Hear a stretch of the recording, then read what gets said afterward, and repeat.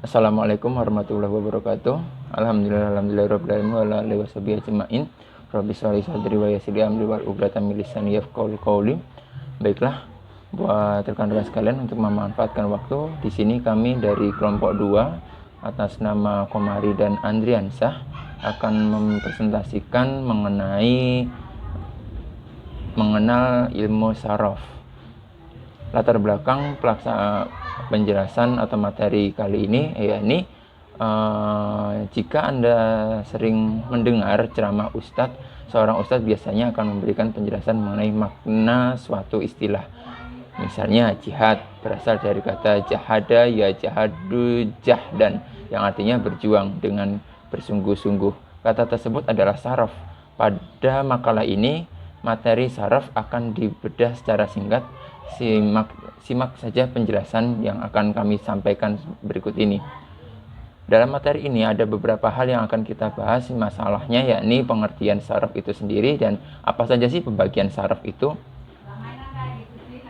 Langsung saja kita masuk ke dalam pengertian saraf.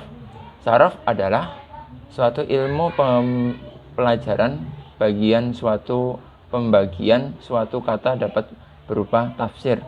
Biasanya saraf lebih berfokus pada perubahan kata dari kata dasar menjadi objek atau masdar atau kata kerja atau fi'il.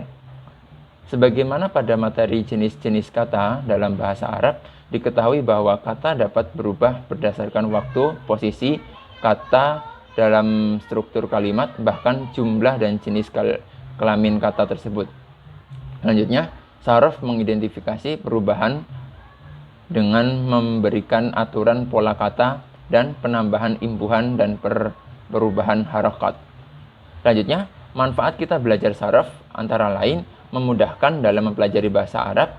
Yang kedua, membantu dalam memahami Al-Quran dan Al-Hadis dan akidah-akidah keagamaan lainnya. Yang ketiga, meminimalisir kesalahan pencernaan informasi dalam bahasa Arab.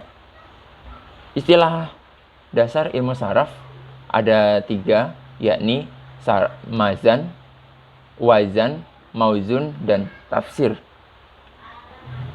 Jenis-jenis saraf atau tafsir diantaranya ada 10 jenis, yakni fi'il mahdi atau kata kerja lampau atau past tense.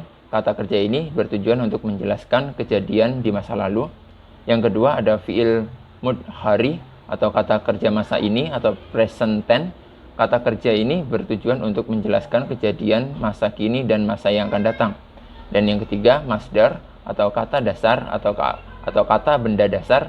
Kata ini bertujuan untuk mengungkapkan tindakan sebagai kata benda. Selanjutnya ada isim fa'il atau kata benda subjek atau pelaku. Kata ini bertujuan untuk menunjukkan subjek atau pelaku kata kerja. Selanjutnya ada isim maf'ul atau kata benda objek. Kata ini bertujuan untuk menunjukkan objek atau benda yang diberikan kata kerja. Selanjutnya yang keenam ada fi'il amri atau kata kerja perintah. Kata ini bertujuan untuk memberikan perintah untuk melakukan kata kerja kepada seseorang.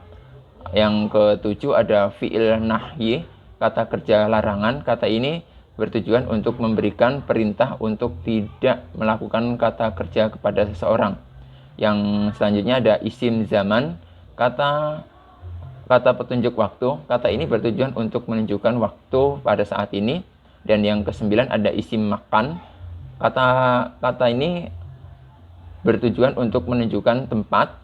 Dan yang terakhir, yang ke-10 adalah isim alat, nama alat. Kata ini bertujuan untuk menunjukkan alat atau melakukan sesuatu pekerjaan. Selanjutnya ada tabel wazan. Ada beberapa tabel saraf tafsir wazan. Ya, diantaranya ada tabel wazan sulaisi mujarrad yang dapat kita saksikan di dalam monitor. Selanjutnya ada tabel wazan sulaisi wajid. Berikut ada dalam video juga di monitor, bisa disaksikan secara bersamaan. Lalu ada tasrif wazan rubaid mujarrad. Dan yang terakhir ada tafsir wazan Rubaid Majid. Ya, selanjutnya ada kesimpulan dari penjelasan yang kita sampaikan di atas. Dapat kita tarik kesimpulan, yakni saraf adalah ilmu yang mempelajari bagaimana suatu kata dapat berubah atau tafsir.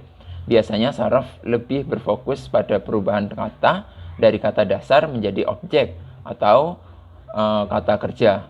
Dan yang ketiga, ada 3 istilah yang sering digunakan dalam saat kita mempelajari ilmu saraf, yakni wazan, mauzun, dan tafsir. Selanjutnya ada banyak sekali manfaat untuk mempelajari saraf, diantaranya yakni memudahkan kita dalam mempelajari bahasa Arab. Yang kedua, membantu kita dalam memahami Al-Quran dan Al-Hadis. Dan yang ketiga, meminimalisir salah paham pencernaan informasi dalam bahasa Arab. Demikian presentasi dari kami dari kelompok 2. Ada lebihnya kami mohon maaf. Kepada Allah saya mohon ampun. Wabillahi taufiq wal hidayah. Assalamualaikum warahmatullahi wabarakatuh.